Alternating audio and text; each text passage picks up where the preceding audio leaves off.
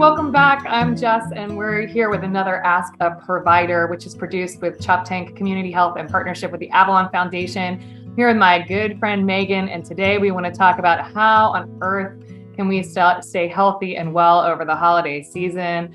Megan, how are you? I'm good. How are you? Good. I'm not seeing as many masks around, so or any. Yeah, or any. Although you should feel comfortable to wear one, right? If you're in a like really high exposure kind of space. Tell me what you think that we should be expecting throughout the holiday season.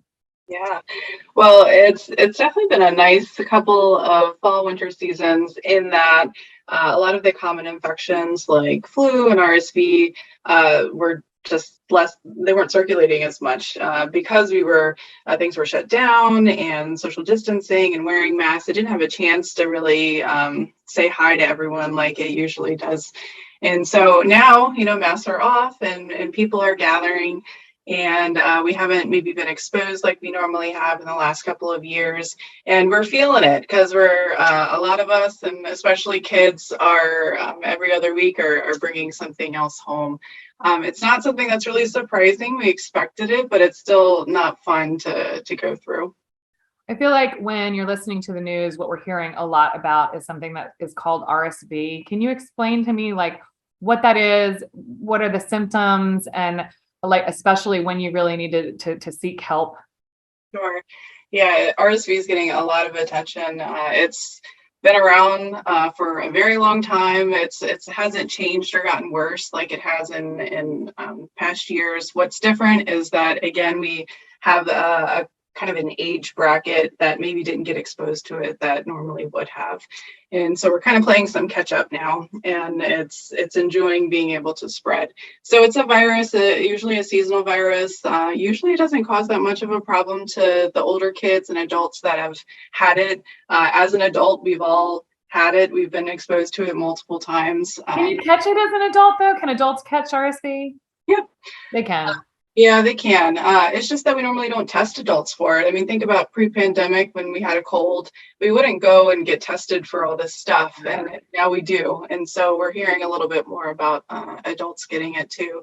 Again, that's not a change. It's just that we're catching it more. And the symptoms feel like a cold in adults. Are those symptoms the same in children? Most of the time. Again, it kind of depends on what age bracket and how many times they've been exposed to it and have had it. The age population we usually worry about is the under 1 group. However, we are seeing in that kind of 2 to 4 year old group, again, you haven't had it like you normally would have had. Right, they haven't been in school or daycare. So no, that totally makes sense. And the thing when, RSV is scary is when it's in the lungs, and that's when you can see that kind of difficulty breathing.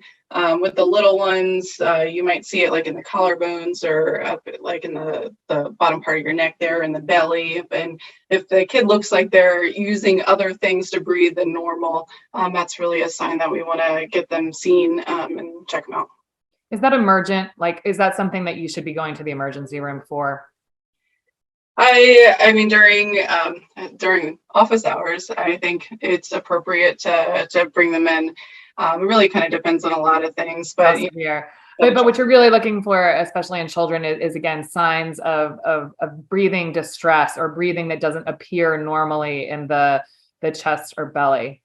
So with all these same old cooties and new cooties around, germs everywhere. Remind me some of the things that we can do to stay healthy.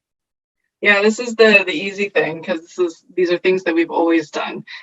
We know that it's time to get your flu shot. It is definitely not too late. If you haven't done it, go and do it. We give them out at Choptank until the spring. We are seeing flu around, but it definitely has not peaked here. If you have not gotten up to date with your COVID booster, it's the right time to do it. Cases are still circulating. And the new booster is definitely more effective than the past version.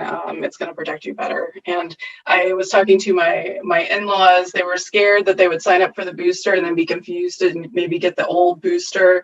It's all kind of fail-safe now. And if you go somewhere to get a booster, you're going to get the new one. So go do that. And then lastly, just don't forget about washing your hands and hand sanitizer.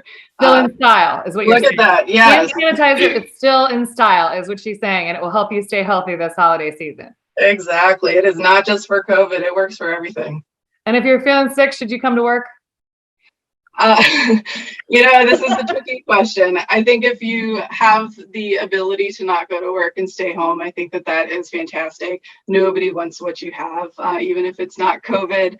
We're all trying to, deal with our own selves and families and keep everyone healthy. So if you can, stay home. If you can't, maybe that's the time to wear the mask. It does help decrease the droplets that are coming out of your mouth as if you're still infectious, and can help decrease the spread to others. Megan, that is great advice as always. So we hope that everybody both gets your flu shots or the new COVID booster, really does a good job practicing all that hand hygiene we got so good at during the pandemic. And also, if you can stay home when you're sick, do it. And we wish everybody a happy and a happy and joyful holiday season that is healthy and happy, right? Yes. Good to see you, Megan. Thanks a lot. Thank you. Bye.